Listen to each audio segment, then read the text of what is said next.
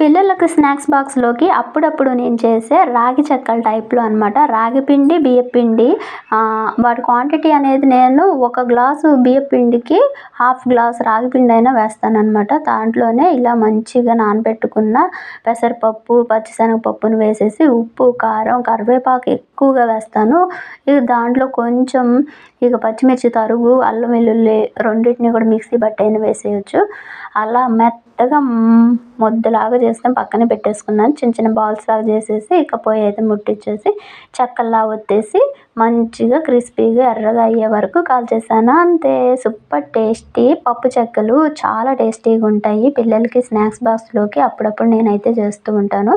చాలా క్రిస్పీగా, క్రంచీగా అయితే ఉంటాయి. పప్పులు కూడా చూసారా ఎంత బాగా వచ్చాయో.